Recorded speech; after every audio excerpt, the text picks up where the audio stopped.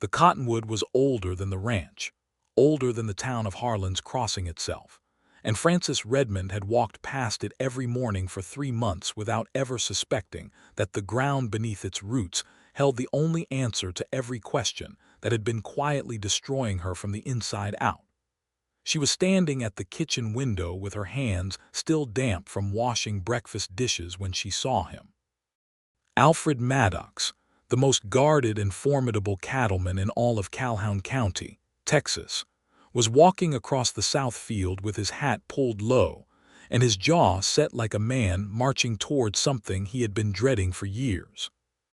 Behind him, at a distance that felt deliberate, came his son, Elias, 17 years old, broad-shouldered like his father but with a softness around the eyes that the elder Maddox had long ago surrendered to the frontier.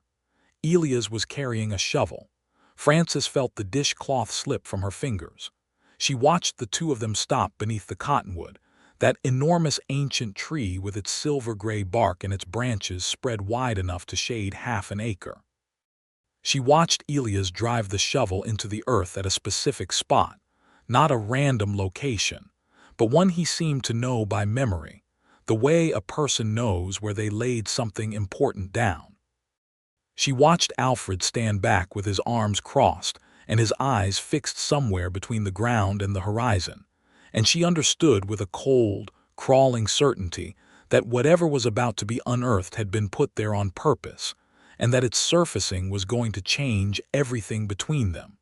She was out the back door before she had made any conscious decision to move. The Texas morning was already hot, even in late April of 1878, and the air smelled of mesquite and dry earth and the faint mineral tang of the nearby creek. Frances crossed the yard with her apron still tied at her waist, her boots kicking up small puffs of dust. She was 26 years old, dark-haired and sharp-eyed, with the particular kind of composure that comes not from ease but from having survived sustained hardship without letting it hollow you out. She had come to the Maddox ranch from Galveston 3 months ago under an arrangement that had never been entirely clear to her, and that ambiguity had been steadily chipping away at whatever peace she had managed to build for herself in this wide, relentless land. Alfred saw her coming and something shifted in his expression. It was not surprise. He had known she would come. Elias had not yet brought anything up from the earth. He was still digging carefully, the way you dig when you are afraid of damaging what lies beneath. Frances stopped a few feet away and looked directly at Alfred Maddox. She had spent 3 months learning the geography of his silences, and this one was different from all the others. This silence was not defensive. It was almost confessional. "What is he digging up?" she asked. Alfred held her gaze for a moment that felt much longer than it was. "Something my first wife buried," he said. "And it is time you knew why." The word first struck her like the flat of a hand. She had known, of course, that there had been a wife before her. Alfred had told her that much, briefly and without elaboration, on the afternoon she arrived. She had known that Elias' mother was gone, that she had died. What she had not known, what no one had apparently thought necessary to share with her, was that the circumstances of that death and the secrets buried alongside it were the reason Frances Redmond had been brought to this ranch in the first place. She crossed her arms over her chest and waited. Alfred crouched down beside his son as the tip of the shovel made contact with something solid, something that produced a muffled thud distinctly different from the sound of metal in dirt. Elias set the shovel aside and knelt, using his hands now, brushing the earth away with a carefulness that spoke of reverence. What came up was a tin box, medium-sized, sealed with a latch that had been tied shut with a length of leather cord, now dark and stiff with age and moisture. Frances looked at the box. She looked at Alfred. He was staring at the tin with an expression she could not name, something suspended between grief and relief and something else entirely, something that looked uncomfortably like guilt. "She buried it herself," Alfred said. 2 weeks before she died. She told Elias where it was, made him promise not to dig it up until I brought someone worth showing it to." He paused, Someone I might actually love again. The silence that followed was enormous. Frances felt the blood move strangely through her body, a kind of dizzy warmth she had not expected in the middle of what she had anticipated being a confrontation about betrayal and hidden motives. She steadied herself. "How long ago did your wife die?" she asked. "4 years ago," Alfred said. "Elias was 13. Frances looked at the boy, who was now sitting back on his heels with the tin box resting on his knees and his eyes very carefully averted. Giving the two of them a privacy he seemed to understand they needed, even if he was not entirely comfortable with it. "Open it," Frances said. Alfred shook his head slowly. "I haven't earned that yet," he said.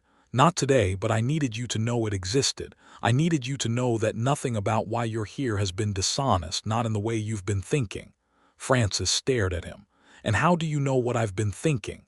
The corner of his mouth moved. Not quite a smile. "Because I've been watching you think it for 3 months," he said. "And you deserve better than watching." That was the beginning, though of course it was also the middle. And in the way of all honest love stories, it was also, in some sense, the end, arriving early to announce itself before anyone was ready. To understand what it meant, you had to go back to January of that same year, 1878, when Frances Redmond had been standing on a wharf in Galveston, Texas, with a carpetbag in each hand and the particular expression of a woman who has made a decision she is not entirely certain was wise, but is absolutely certain was necessary. She had grown up in Austin, the daughter of a schoolteacher father and a seamstress mother who had both died of typhoid fever within 10 days of each other when Frances was 22, leaving her with a modest house, a modest debt, and an immodest amount of grief that she had managed by working. She had worked as a bookkeeper for a dry goods merchant, then as a librarian's assistant, then briefly as a telegraph operator, before the position was given to a man who needed it less but apparently deserved it more in the estimation of the man who owned the machine. She had been self-sufficient for 4 years and proud of that self-sufficiency, but the truth that she had been unwilling to examine too closely was that she was lonely in a way that efficiency and industry could not address.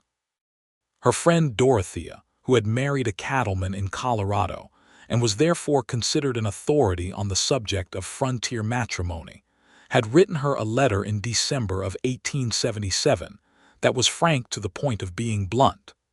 There were men in the Western territories who had land and means and loneliness in equal measure to Frances's own, Dorothea wrote.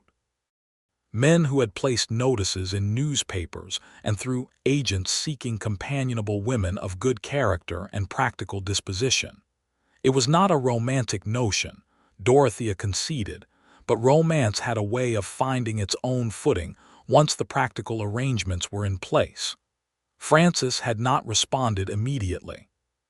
She had thought about it for 2 weeks, during which time she had been let go from her telegraph position with insufficient notice and insufficient explanation, and the house she had been renting had been sold out from under her. She had taken these events not as signs from Providence, but as a simple accumulation of circumstances making one direction easier to move in than the others. She had written to 3 different agents. Only one responded with an offer that did not make her feel immediately and viscerally uneasy. The agent, a respectable woman named Mrs. Clara Dunbar, who operated out of San Antonio, had written that she had a gentleman in Calhoun County, a cattleman of substantial property and reputation, who was seeking a woman of Frances's described qualities. His name was Alfred Maddox.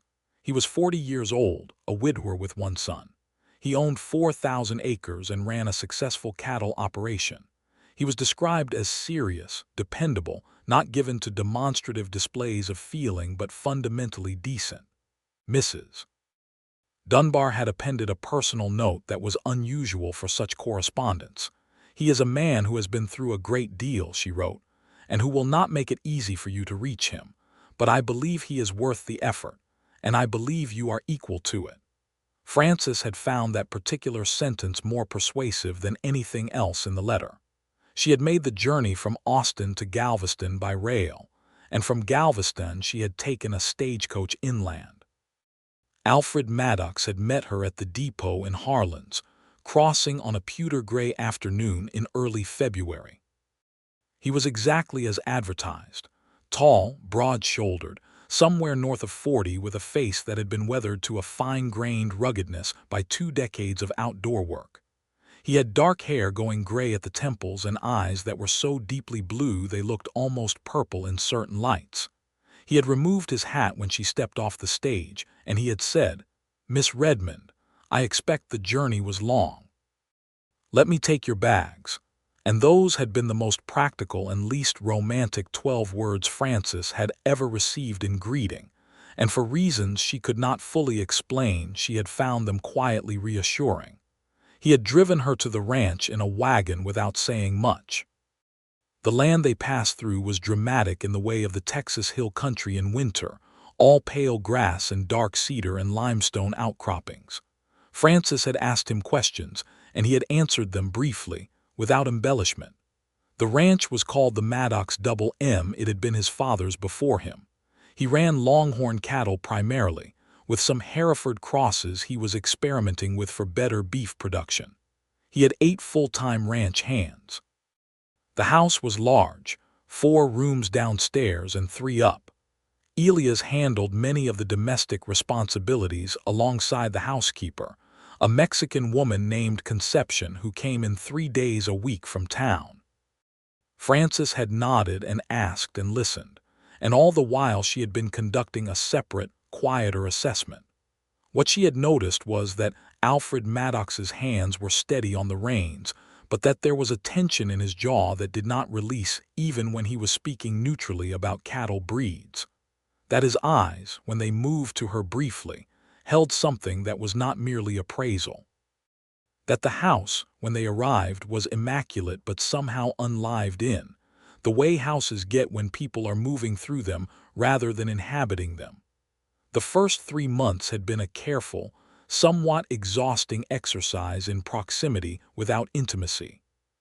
Frances had taken over the cooking and a portion of the housekeeping, had organized the ranch's financial ledgers which were in considerable disarray, had read to Elias in the evenings from the novels she had brought in her carpetbags, because he was hungry for stories in the way that young people are when they have been somewhat isolated, and had tried, steadily and with diminishing confidence, to find some way through the wall that Alfred Maddox had erected around himself. It was not that he was unkind. He was not. He thanked her for meals. He asked after her comfort. He brought her small things from town without being asked, a spool of thread when she mentioned she was low, a newspaper from San Antonio when she said she missed keeping up with the wider world. He sat across from her at supper, and sometimes, when Elias had gone to bed and the kerosene lamp was burning low and the ranch was quiet, he would linger at the table a few minutes longer than strictly necessary, and she would feel the weight of everything he was not saying pressing against the air between them. But he did not tell her about his wife. He did not explain why she had been chosen specifically, or what arrangement Mrs. Dunbar had described to him. He did not explain the particular gravity that seemed to attach to certain of his silences. And Frances, who prided herself on patience and practicality, had found herself increasingly unsettled by the shape of what she did not know. She had asked Elias once, carefully, about his mother. The boy had gone very still in the way that young men do when they are deciding whether to be honest or protective. He had said that his mother's name was Clara, that she had been beautiful and good, and that she had died of a fever, and then he had said, quietly but with unmistakable weight, "There are things about her passing that my father finds difficult. I think he will tell you when he is ready." And Frances had understood that this was a closed door held shut by someone who loved it too much to open it carelessly. What she had not understood, what she had filled the void with in the long Texas nights, was a creeping, irrational conviction that the secrecy was something more sinister, that she had been brought here under false pretenses, that there were hidden motives she could not see. She had lain awake composing narratives of betrayal that were almost certainly unfair to Alfred Maddox, and were definitely unfair to herself, because she had chosen this path with open eyes, and deserved better than the dark stories she was spinning from thin threads of ambiguity. She had been on the verge of demanding answers the very morning she had seen Elias carrying that shovel. And now she was standing under the cottonwood in the April heat, with the tin box sitting between them like a lit fuse. And Alfred Maddox was looking at her with those extraordinary eyes, and saying that she deserved better than watching. And she was quite honestly unsure whether she was going to cry or yell at him, or do something else entirely that her particular brand of composure would deeply regret. She did none of those things. She sat down in the grass beneath the cottonwood, smoothed her apron, and said, "Then stop watching and start talking." Elias got up, said, "I'll check on the horses," in a tone that suggested he had been rehearsing that exit line for some time, and disappeared in the direction of the barn. Alfred lowered himself to the ground with the slightly deliberate care of a man whose knees had been carrying him over hard terrain for 20 years, and he settled the tin box between them and was quiet for a long moment, looking at the ground. "Her name was Clara," he said. "I know," Frances said. "Elias told me that much." Alfred nodded.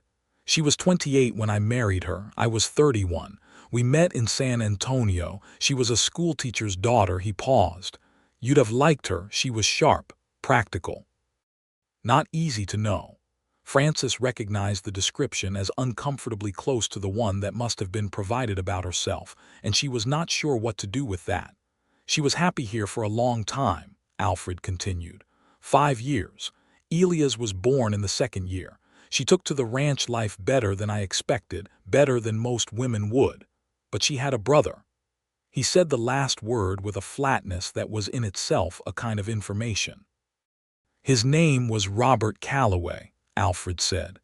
"He was 12 years older than Clara, and he had been a complicated person for most of his life.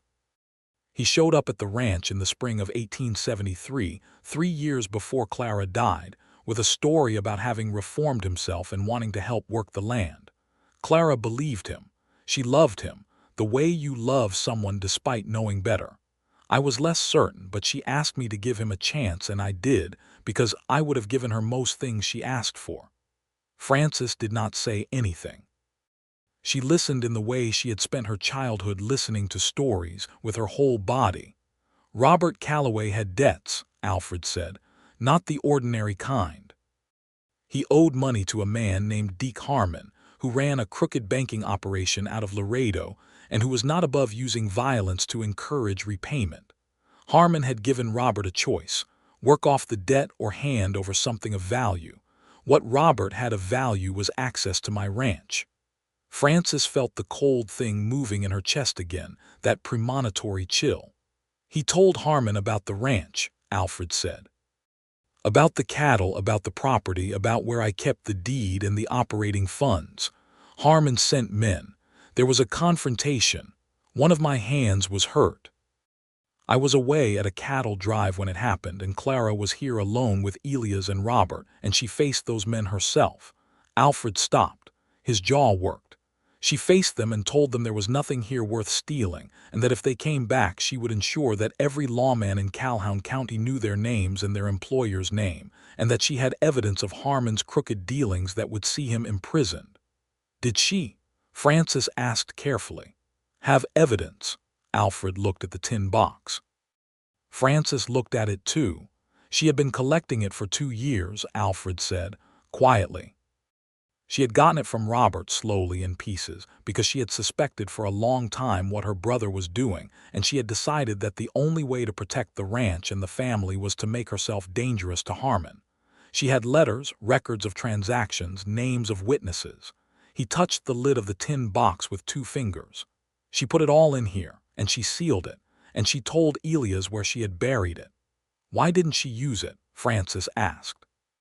"If she had it, why didn't she take it to the law?" Alfred's expression became something she did not entirely understand. "Because Harmon found out she had it," he said, "before she could act. And because by the time I came back from the cattle drive, Clara was sick, a fever, It might have been the ordinary kind, the kind that comes from nowhere in the summer heat. It might not have been. He said that last sentence with the measured, deliberate cadence of a man who has spent 4 years deciding how much uncertainty he can live with. She was dead within the week. Elias was 13. He knew where the box was. He never dug it up. The cottonwood moved overhead in a slow, warm wind. Frances looked up at the trembling leaves and then back at Alfred. Did Harmon know she was dead? She asked. He knew within a month, Alfred said. He had eyes in town. He assumed the evidence died with her or was destroyed. He left the ranch alone after that. He died himself in 1876 of what was reported as a heart failure in Laredo. He paused. The evidence in that box never mattered legally after that, but it mattered in other ways. Frances waited. Clara had written a letter, Alfred said. Elias told me. She had put a letter in the box along with everything else, addressed to whoever I chose to bring home after her. That was what she made him promise, not to dig it up until someone came who mattered. He told me last month that he thought you qualified. The weight of that settled over Frances like something warm and heavy and complicated. A dead woman had written her a letter. A boy of 13 had been carrying that promise for 4 years. A man who could barely hold a conversation across a supper table had been waiting to see if she was worth the unburdening. You should have told me sooner, she said. Yes, he said. There was no defense in his voice. I should have. I spent 3 months thinking you had hidden motives, she said, that I had been brought here under some kind of trap. I know, he said. I watched you thinking it, and I told myself every morning that I would tell you that evening, and then I sat across from you at supper, and I could not find the words because I am not a man who finds words easily, and everything about this felt like it required the right ones. Frances looked at his hands, resting on his knees, large and scarred and capable. She looked at his face, weathered and honest, and carrying the particular kind of exhaustion that comes from grief held quietly for a very long time. She thought about the letter in the box, and the woman who had written it, and the boy who had kept the secret, and the man who had been waiting for permission to put it all down. Open it, she said. Not here, he said. Not now, tonight, after supper when it is just the two of us. That is what Clara would have wanted, I think, something private, not a ceremony. Frances considered that and found that she agreed. She got up and brushed the grass from her skirt and looked at him still sitting at the base of the cottonwood with the tin box in his lap and his hat in his hand, and she felt something shift in her chest that was unmistakably the beginning of something she had not been expecting to feel quite so directly or quite so soon. All right, she said. Tonight. She walked back to the house. The day passed with an unusual quality of heightened ordinary. Frances made bread and turned a heel on one of Elias' socks and balanced 2 months of overdue accounts in the ledger, with a satisfaction that never quite eclipsed the awareness of the tin box sitting somewhere on the kitchen table where Alfred had set it when he came in for the midday meal. She was aware of Alfred moving through the ranch day, coming in once for water, exchanging a few words with Conception when the housekeeper arrived that afternoon, checking the ledger briefly over Frances's shoulder in a way that brought him close enough that she could smell the sun-warmed cotton of his shirt and the dry earth smell of the land on him. Elias was quieter than usual, which was saying something. He helped with the evening chores with a particular diligence that suggested he understood the significance of what was coming and wanted to do his part to make space for it. Conception left at 5 o'clock. Elias ate his supper at the kitchen table with the 3 of them but made his excuses immediately after, claimed fatigue with the transparency of someone who was approximately 17 and not particularly skilled at deception, and went upstairs. Frances washed the dishes. Alfred dried them. They did this in the domestic synchrony they had developed over 3 months, and the silence this time was not the guarded silence of the previous months. It was a waiting silence. When the last dish was put away, Alfred went to the shelf where the tin box sat and brought it to the table.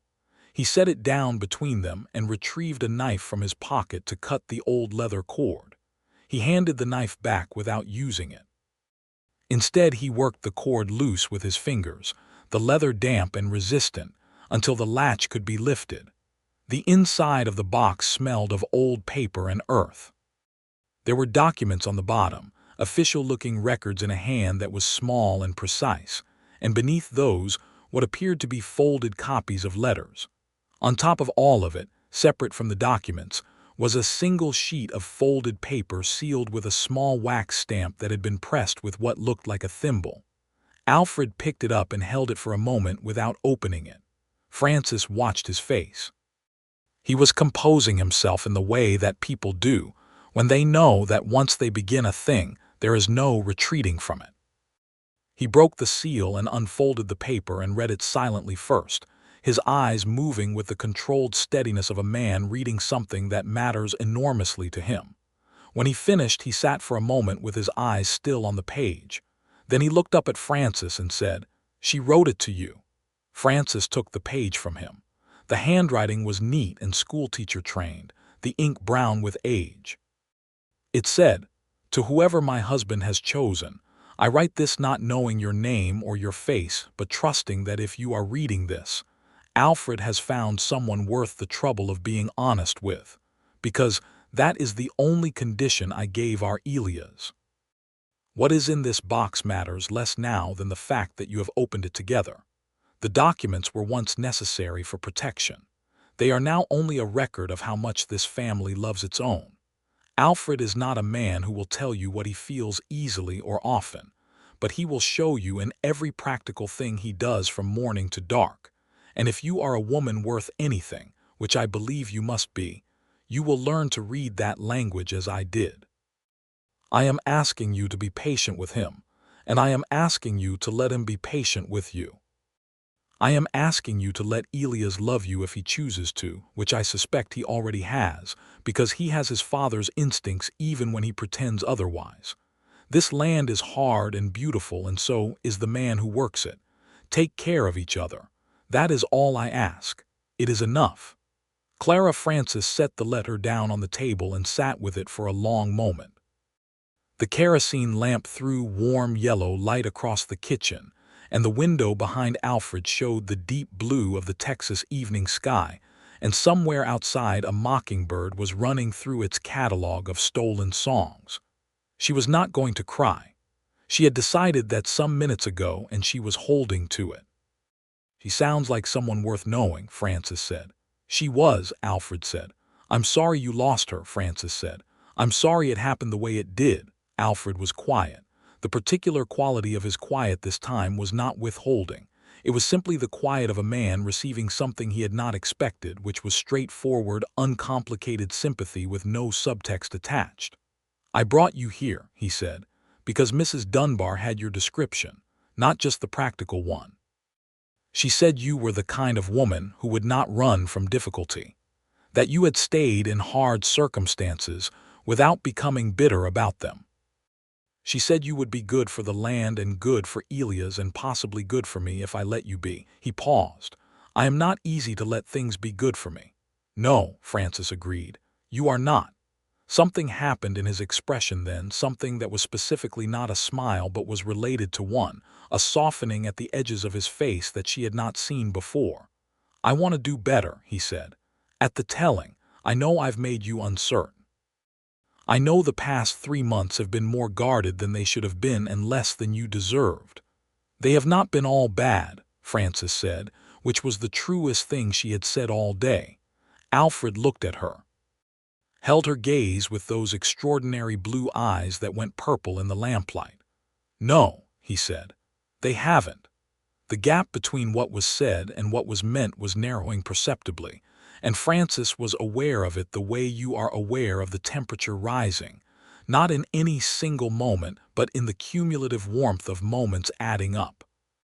She picked up Clara's letter and folded it carefully and set it back in the tin box with the documents, and she refastened the latch without tying the cord, because the cord had served its purpose and what was inside was no longer sealed. "Good night, Alfred," she said. He stood as she rose, the automatic courtesy of a man raised to it. "Good night, Frances," he said, and her name in his mouth had a particular sound this evening that it had not had before, careful and deliberate, as though he was placing it somewhere specific. She went upstairs. She lay in her room and listened to the ranch settling into night, the distant low of cattle, the creak of the house, the mockingbird going silent, and she thought about a woman she had never met who had buried something in the dark earth under a cottonwood tree and trusted that someday the right person would be standing there when it came up. The days that followed were different, not dramatically, not in any way that would have announced itself to an outside observer. But the particular restraint that had characterized those first 3 months relaxed by small degrees, like a fist slowly opening. Alfred began telling her things. Not all at once, not in great confessional floods, but in the natural rhythm of conversation over supper, over the morning coffee that they had both independently developed the habit of taking on the front porch before the ranch day properly began. He told her about his own father, a hard and not particularly kind man who had built the double M on force of will, and a profound indifference to his own comfort that had not quite extended to consideration of his family's. He told her about learning the cattle trade as a teenager, about his first cattle drive along the Kishom Trail at 19, about the specific way the land had felt the first morning he had ridden it knowing it was legally his. He told her about meeting Clara in San Antonio at a social organized by one of the churches, about the particular precision of her observations about everything around her that had made him feel, for the first time in his adult life, that he had met someone whose interior world was at least as interesting as the exterior one.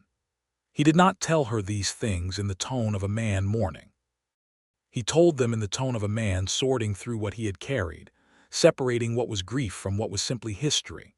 Frances told him things in return, about Austin and the schoolteacher father and the seamstress mother, about the specific loneliness of a house where both parents are gone and the rooms still smell like them, about the telegraph work and the small, sustained indignity of being replaced by someone who needed it less, about the 2 weeks of deliberation before writing to Mrs. Dunbar's agency, and the particular anxious courage it had taken to step off the stage at Harlan's Crossing with 2 bags and a careful expression. Alfred listened to her the way he did most things, attentively and without interruption, and when she finished he said, "I'm glad you wrote to her," with such simple and unembellished directness that she felt it more than she would have felt a more elaborate statement. Elias observed all of this from a careful distance and with undisguised satisfaction. He was 17 going on 35, a boy who had grown up faster than was entirely fair and who had developed. In the absence of the kind of careless childhood his circumstances had not quite provided, a precocious emotional intelligence that made him at once easier and more complicated to know than most adults. He had begun, in the weeks since the Cottonwood, to slip into a different kind of ease with Frances, calling her by her name without the formal miss preceding it, bringing her things from the field without being asked, occasionally sitting beside her in the evening when she was reading, and asking her about the book in the way he had not permitted himself to before, as though some internal permission had been granted. One evening in early May, with the spring evening warm and the fireflies beginning to appear along the creek, Frances was sitting on the front porch with a novel when Elias sat down beside her and said, without preamble, "My mother would have liked you." Frances looked at him. "I think I would have liked her too," she said. "She chose right," Elias said. "The condition she set, she knew Pa would wait until it mattered." He paused, looking at the fireflies. "She knew him better than he knew himself." "Most people who love you do," Frances said. Elias considered that. "Are you going to love him?" he asked. "Eventually." Frances was quiet for a moment, which was its own kind of answer. "I think that is already underway," she said, "whether I have made a formal decision about it or not." Elias nodded with the gravity of someone receiving news they had already predicted. "Good," he said. And then he picked up the novel she had set down and asked her what had happened so far, and the conversation shifted to the comfortably uncomplicated territory of fiction. The thing that happened in the third week of May was not dramatic by the standards of the Texas frontier, but it was the thing that cracked the last careful distance between Frances and Alfred, and it did so in the way of most genuinely important things, which is to say it arrived without any prior announcement. A late spring storm came up from the Gulf with 3 hours' notice and turned itself into something fierce and lateral, the kind of Texas storm that announces its intentions at full volume. The ranch hands scrambled to secure the cattle and the equipment, and Frances and Elias worked the house, shuttering windows and bringing in anything that could blow, while Alfred was out in the field with 3 of his men trying to move a portion of the herd to higher ground before the creek could rise. The storm hit at full dark. The lightning was constant, and the thunder made the windows rattle in their frames, and the rain was not falling so much as driving horizontally with a focused determination. Frances kept the lamps going and made coffee because it was the practical and useful thing to do, and she did not allow herself to think too specifically about the fact that Alfred was out in the middle of it until she heard the front door bang open at 9:30 and he was there. He was completely soaked through, his hat gone, his hair dark and flattened against his forehead, mud on his boots and his trousers from the knees down. He was breathing hard but controlled, the way a man breathes after sustained physical effort rather than after a scare. He came into the kitchen and stopped when he saw her. "Herd secured," he said. "Are you hurt?" she asked. She had already moved toward him with the authority of someone who is not going to pretend composure at the expense of urgency. "No," he said, "just wet." She was close enough now to see that he was shivering, the cold of the rain not yet having yielded to the warmth of indoors. She turned and took the blanket from the kitchen chair, the one that lived there for cold mornings, and brought it back and put it around his shoulders with the efficient practicality she had learned was the language he understood best, and as she did so he caught her wrist. Not hard, not constraining. Just caught it lightly between his large, weathered fingers and stood looking at her in the lamplight with the rain still pounding against the shuttered windows and the thunder rolling in slow, diminishing waves overhead. "Frances," he said. She looked up at him. Whatever he had intended to say, he did not say it. What he did instead was bring his other hand up to her face, very carefully, the way you touch something you have been afraid of damaging, and hold her jaw in his palm and look at her for a long, suspended moment that contained the entirety of 3 months of proximity and deliberateness, and all the things that had been said and not said, and the letter in the tin box and the cottonwood in the south field, and the woman who had written her name in a list of conditions and trusted the rest to time. Then he kissed her. It was a deliberate kiss, a decided one. Not impulsive but chosen, the way everything Alfred Maddox did was chosen, and it carried in it everything he had not yet found the words for, which was, she was discovering, quite a lot. She kissed him back with the entirety of everything she had spent 3 months carefully managing, and outside the storm was enormous, and inside the kitchen was warm with lamplight and coffee, and the specific warmth that comes from 2 people finally arriving at the place they had been walking toward all along. Elias, who had been coming downstairs for water, heard the particular silence that had replaced the usual kitchen sounds, and turned around and went back to bed with a small, satisfied expression that he did not bother to suppress because there was no one on the stairs to see it. The weeks that followed were spring becoming summer in the way of South Texas, heat accumulating in layers, the cattle requiring more water and the creek providing it, the days long and full of work, and the evenings long in a different way, with the specific quality of richness that comes when the ordinary tasks of a day are wrapped in the knowledge of what waits at the end of them. Alfred was not suddenly a different man. He did not transform overnight into someone free-spoken and demonstrative. He remained largely himself, practical and deliberate, and not given to the language of feeling when the language of action would serve. But the action was unmistakably different now. He brought her wildflowers once, without comment, setting them on the kitchen windowsill in a jar of water as he passed through, and when she looked up from the ledger he had already gone back outside.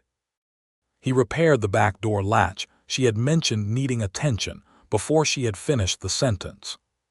He began, gradually and with no announcement, to stay at the kitchen table in the evenings until the lamp burned low, not because there was anything left to discuss, but because being in the same room had become its own sufficient reason. Frances was in love with him. She had been honest enough with Elias to say it was already underway, and in the following weeks she had occasion to observe that underway was perhaps an understatement. It was not the dramatic love of novels, not the kind that announces itself in high-pitched urgency.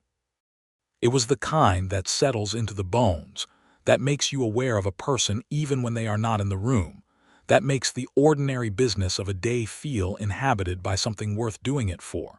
She had not been prepared for it to feel quite so specifically like coming home to a place she had never been before. She had not yet said it to him. They were both people who moved carefully around the significant things, and she trusted that the time for that would declare itself.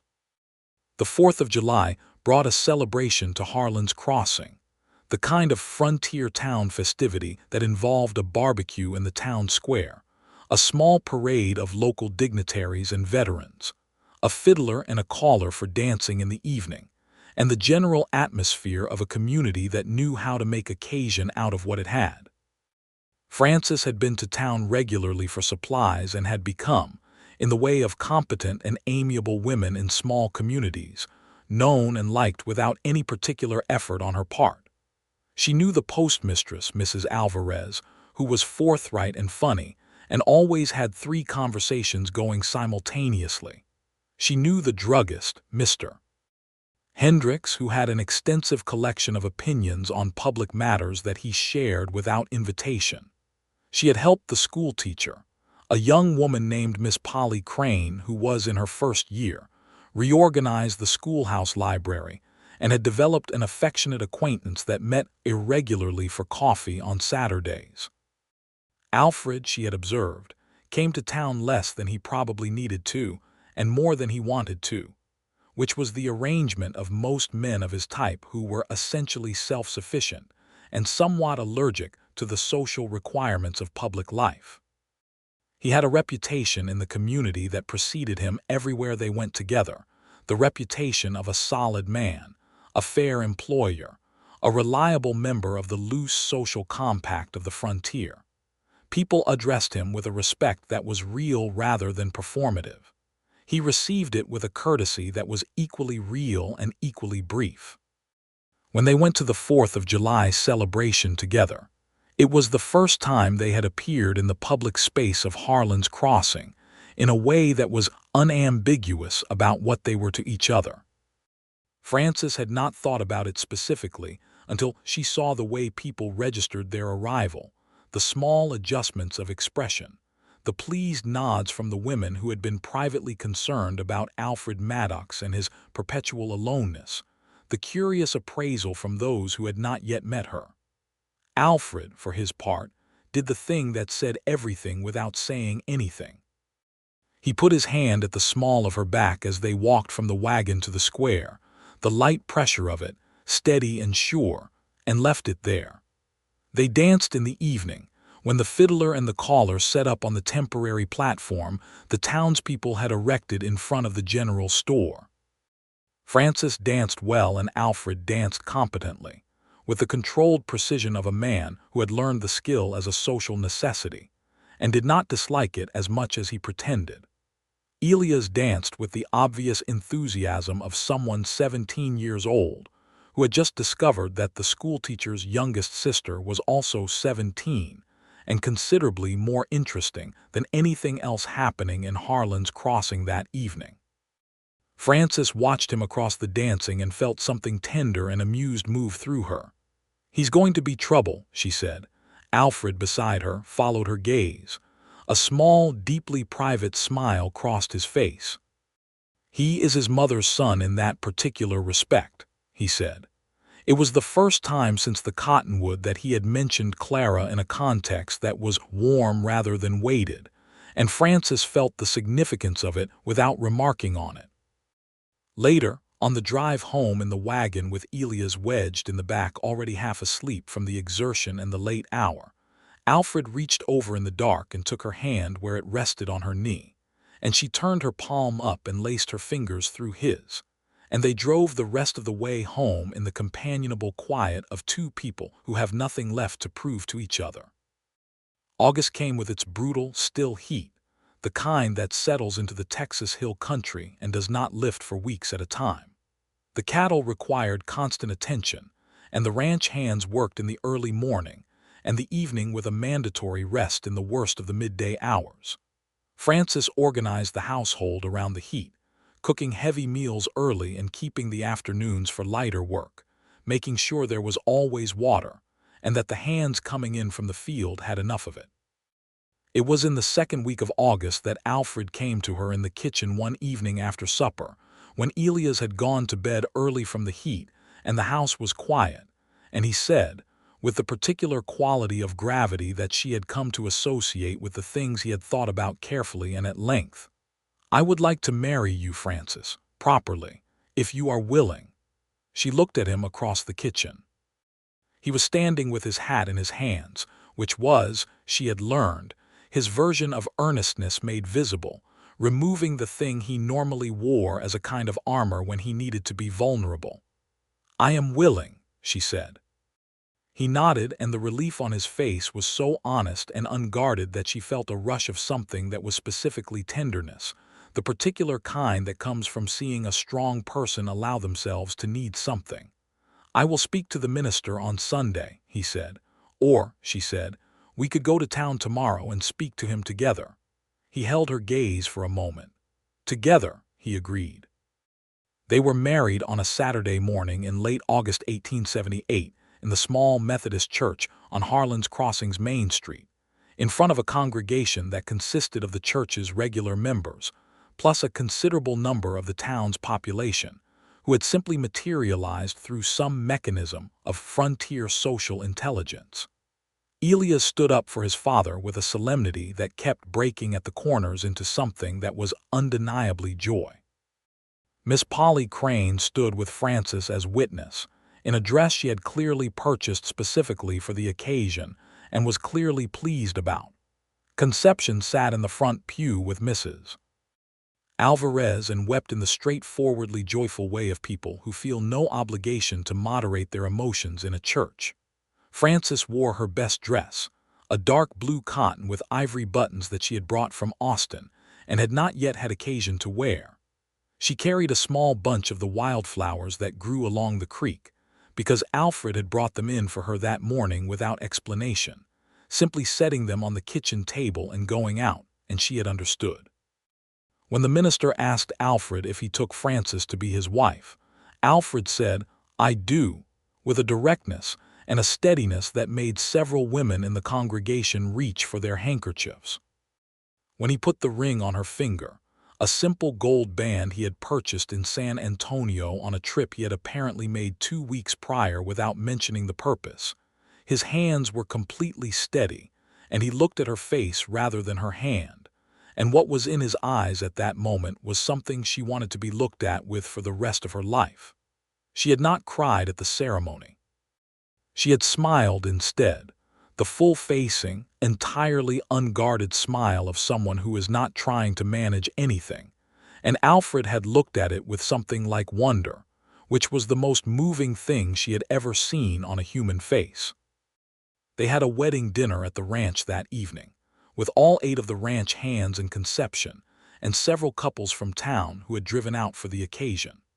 There was a roasted side of beef and corn bread, and 3 kinds of pie, all contributed by various women of the community who had apparently organized themselves without any particular coordination, and there was music provided by 2 of the hands who played guitar and fiddle respectively with a rough and lively competence. The evening was warm, and the stars came out over the Texas hills in the extraordinary abundance they showed this far from city light, and Frances stood on the porch with her husband, the word still finding its shape in her mind, her husband, and looked at the south field where the cottonwood stood in the dark, and felt the fullness of the moment settle around her like something substantial. Alfred stood behind her and put his hands on her shoulders and looked at the same tree. "She would have been pleased," he said. "I think she planned it," Frances said. She felt him laugh quietly against the back of her head. It was the first time she had heard him laugh with his whole chest, without any restraint at all, and she stored the sound of it away like something valuable. Autumn came to the Double M with a gradual, golden softening of the brutal summer heat. The cattle were in good condition, and the season's accounting showed a profit that was not merely adequate but genuinely strong, in part because Frances had reorganized the operating ledgers with a rigor that had identified 3 specific inefficiencies that were quietly consuming revenue.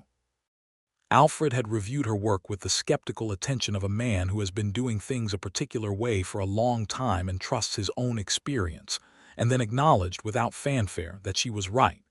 "I should have had someone doing this properly years ago," he said.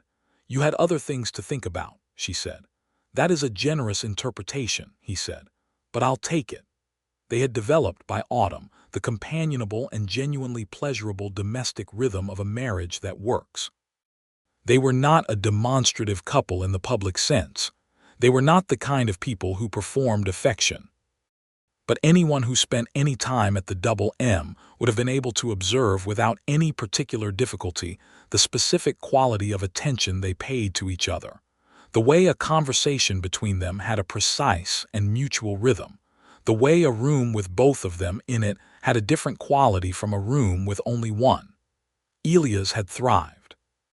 The boy who had carried 4 years of adult responsibility with impressive and somewhat troubling stoicism had, in the context of a household that was finally functioning the way a household should, allowed himself to be 17 in a way that was deeply satisfying to observe. He was interested in the management side of the cattle operation, asking Alfred increasingly specific questions about breeding decisions and land use and water management that revealed a mind that had inherited both his father's practicality and his mother's analytical sharpness. He was also, increasingly and somewhat transparently, interested in the schoolteacher's younger sister, whose name turned out to be Alice Crane and who was, apparently, equally interested in him. Frances had managed the navigation of this, with the light touch it required. She was not Elias' mother and had not pretended to be, but she was the adult woman in his household, and the person who sat across from him at most meals and who knew him now, genuinely, in the way that domestic proximity produces. When he came to her in October with the halting, earnest question of whether it was appropriate for a young man in his position to call on a young woman properly, she had helped him think through what proper calling looked like in the social context of Harlan's Crossing in 1878, which required a conversation with Alice's father and a clear statement of respectful intentions, and the implicit understanding that he was not old enough for anything beyond steady, supervised courtship. Alfred had overheard this conversation from the hallway and had said nothing, but had appeared at the kitchen table afterward with an expression that combined deep paternal feeling with the particular male unease of watching one's child approach adulthood, and Frances had simply put a cup of coffee in front of him and let him sit with it. In November, Frances discovered that she was expecting a child. She had suspected for 3 weeks before she said anything, moving through the careful internal arithmetic of possibility that women perform privately before making the result public. When she was certain, she told Alfred on a Sunday morning in the quiet after breakfast, with the autumn light coming through the kitchen window and Elia's out at the barn, and she said it simply, "I think we are going to have a child in the spring." Alfred went very still. It was the stillness of a man receiving something enormous, something for which no amount of previous anticipation quite prepares you. He looked at her with an expression that she had not seen before on his face, and that she was not sure she had a name for, something that was composed of relief and joy and a kind of raw, specific gratitude that had no performance in it at all. He got up from his chair and came around the table to her and took her face in his hands with the same careful deliberateness he had used in the kitchen the night of the spring storm, and he held her face and looked at her and said, "Frances," in the way he said her name when it was doing a great deal more work than a name usually does. Then he sat down again and picked up his coffee cup and appeared to be thinking very hard about the middle distance. Frances watched him think. "Are you all right?" she asked. "I am trying to remember everything I know about bringing children into the world safely," he said, "and discovering that it is not as much as I would like." "I am not particularly fragile," she said. "No," he said. "You are not, but you are," he paused, searching, "important. You are extremely important, and that makes everything else feel like it requires more care than it probably does." Frances felt the warmth of that move through her in a slow wave. She reached across the table and put her hand over his. "I am healthy and practical, and Harlan's Crossing has a perfectly competent doctor," she said. "Everything is going to be fine." He turned his hand under hers and held it. "Yes," he said, "it is. They told Elias at supper that evening." He set his fork down and looked between the two of them with that expressive, rapidly shifting face of his that was always the most honest account of what he was feeling, and his expression moved through surprise and something that was clearly a rapid internal adjustment, and then landed, squarely and without any ambiguity, on joy. "When?" he asked. "Late spring," Frances said. "May, perhaps. Maybe June." Elias nodded with the gravity of someone making a private commitment. "I'll be here," he said. "I'll be around more, in case you need anything." "You are always here," Frances pointed out. "More than that," he said, with the slightly excessive earnestness of 17. Frances smiled at her plate. The winter months of 1878 into 1879 passed with the particular domestic intimacy of a household settling into itself, finding its grooves, building the small and unrepeatable architecture of a shared life. Alfred had taken to reading aloud in the evenings, which had started as a continuation of Frances's practice with Elias, and had become something Alfred did himself when Elias had other engagements, reading from whatever book was currently occupying the household with a delivery that was unsurprisingly reserved, but not without feeling. He read with the same precision and care he brought to everything, and Frances found that listening to him read was one of the specific pleasures of her life that she had not anticipated when she had stepped off the stage at Harlan's Crossing in February of the previous year. She grew through the winter months with the deliberate physicality of a woman who has decided to take her condition seriously, but not dramatically. She continued the ledger work and the household management, and the correspondence she had taken on with several of the town's organizations, including a newly formed lending library that Miss Polly Crane had organized, and for which Frances had become the primary administrative engine. She did not cease being useful, which would have made her miserable regardless of her condition, but she accepted Alfred's increasingly attentive management of anything that required significant physical exertion with a grace that she had not entirely expected to possess. Alfred was, she discovered, a man transformed by the prospect of a child in ways that were both surprising and entirely consistent with everything she knew about him. He did not become demonstratively worried or obtrusively solicitous. He became, instead, quietly, comprehensively, and in the most practical sense possible, attentive. The front porch steps, which had been slightly uneven since before her arrival, were repaired with the kind of thoroughness that left no angle or corner unaddressed. The kitchen floor, which had a board with a tendency to catch the toe, was mended.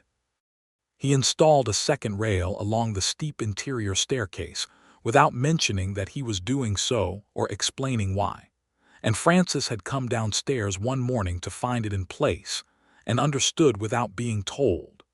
He also, and this was the detail that moved her most, had written to Mrs. Clara Dunbar in San Antonio to tell her that the arrangement she had made had resulted in a marriage and was expecting to result in more. Frances had not known he had written until she received a separate letter from Mrs. Dunbar herself, congratulatory and warm and containing in its final paragraph. "I had high hopes for this particular introduction," she wrote, "because both parties struck me as people with more to give than they had been given occasion to. I am glad to have been wrong about nothing." May of 1879 arrived with the bluebonnets running wild across the hill country and the creek running high and clear from the spring rains. And on the 14th of that month, with Dr. Elias Marsh in attendance and conception, managing everything outside the bedroom, with the authority of someone who has attended a number of births and trusts no one's competence but her own, Frances gave birth to a boy. He was large and healthy and thoroughly unimpressed by the world, expressing his displeasure at having been introduced to it with a volume and conviction that satisfied the doctor and made Alfred, who had been standing in the hallway with his hat in his hands for 3 hours, close his eyes briefly with something that looked unmistakably like gratitude directed at no specific addressee. They named him Thomas Clara Maddox, the middle name a quiet and private acknowledgment of the woman who had started everything by burying a tin box under a cottonwood tree and trusting that love, if you gave it enough room and enough time, would find its way to the surface. Elias met his half-brother with the expression of a young man who has decided he is comfortable with this development and is immediately going to be the best older brother this particular baby has ever seen, which, given that Thomas had only been alive for about 4 hours, was technically not a high bar, but was clearly not the point. Alfred held his son for the first time with the same absolute steadiness he brought to everything, but his face above the baby's head was entirely unguarded, all the careful management of expression that he had spent 20 years constructing simply suspended, and Frances, watching from the bed, loved him with a totality that she made no attempt to contain or qualify. Summer moved through the double M with the specific richness of a place where everything is working. The cattle operation had a good year. The Hereford crosses Alfred had been experimenting with proving to confirm his agricultural intuition as they produced the stronger beef quality he had predicted. Frances's lending library project in town had acquired sufficient donated books and sufficient community support to be considered established, a fact that satisfied her in ways she had not entirely expected. Elias had made formal arrangement to call on Alice Crane, supervised and proper and thoroughly managed by Miss Polly and Alice's parents, and the courtship was proceeding with the slightly agonizing decorum required of 2 17-year-olds who were clearly very much interested in each other, and very carefully following all the applicable social conventions. Thomas Maddox grew with the uncomplicated enthusiasm of a healthy child, surrounded by people who found him thoroughly worthwhile. He was, by general acknowledgment, a handsome baby with his father's remarkable eyes and something around the mouth that was specifically his mother's. And he was also extremely demanding in the ordinary way of babies who have discovered that the world will arrange itself around their requirements if they make them known at sufficient volume. Alfred, who Frances had privately wondered about in this regard given his general reserve, turned out to be entirely unself-conscious about his infant son in a way that she found endearing beyond her ability to properly articulate.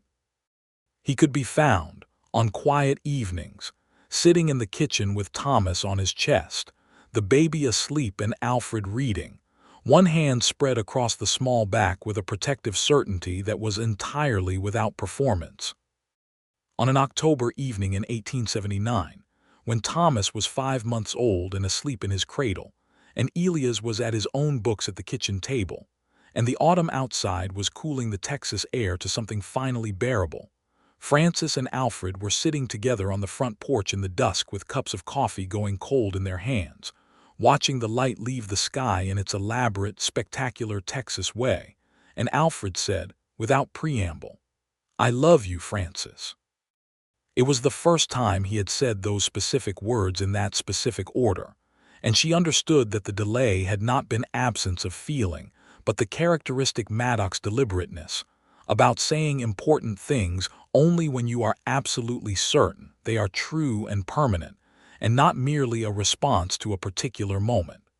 She turned to look at him. He was looking at the darkening sky, having delivered this information with his eyes on the horizon the way he delivered most significant things, and then he turned to meet her gaze, and she saw in his face everything that the words barely contained. "I know," she said. "I have known for a while." He nodded. "I know you have," he said. "I wanted to say it anyway." "I love you too," she said. "I have for a long time." He reached over and covered her hand on the porch rail with his, in the gesture that had become theirs, and they sat together in the diminishing light until the stars came out, and the double M spread around them in the blue-dark quiet of the Texas night. And inside the house the lamp was burning warm and yellow, and inside the cradle Thomas Maddox slept the perfect sleep of someone who has arrived precisely where they belong.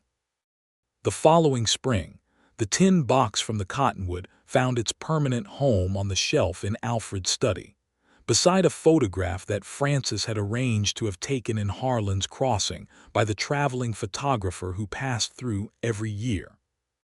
In the photograph, Alfred and Frances sat with Thomas on her lap and Elias standing behind them, and the four of them looked exactly like what they were, a family that had come together from separate sorrows and deliberate choices and one woman's remarkable act of foresight, and had found in each other something so specifically good and solid and real that not even the most serious inventory of what it had cost could constitute a reasonable argument against it.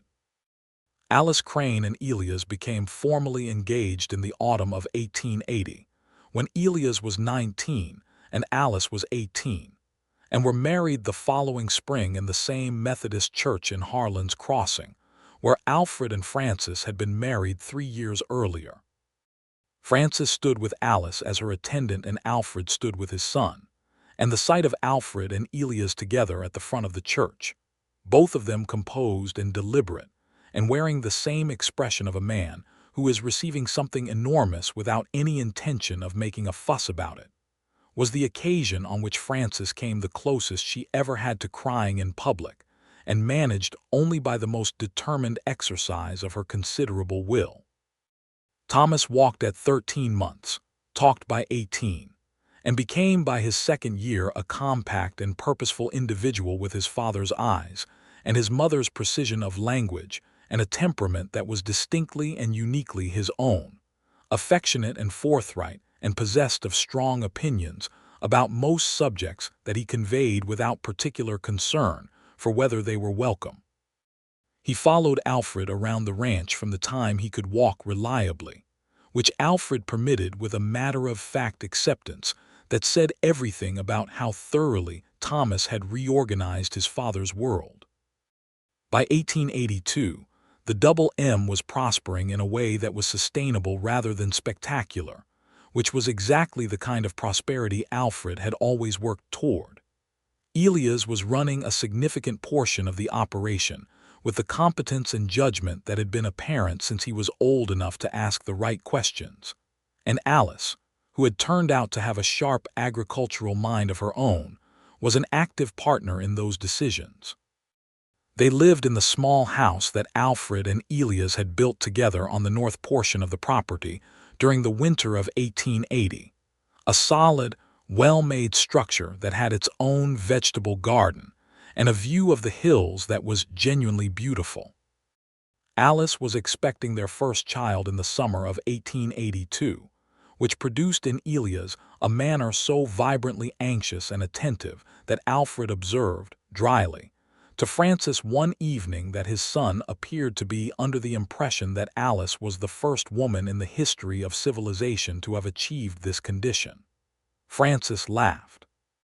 The full, unguarded laugh that she had discovered in herself somewhere in the first year of her marriage, and that Alfred had told her once, with complete seriousness, was one of his preferred sounds in the world.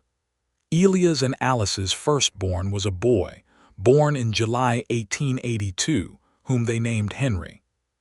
He arrived healthy and considerable, and immediately established the kind of vocal authority that suggested he had inherited the best of both his parents' determination.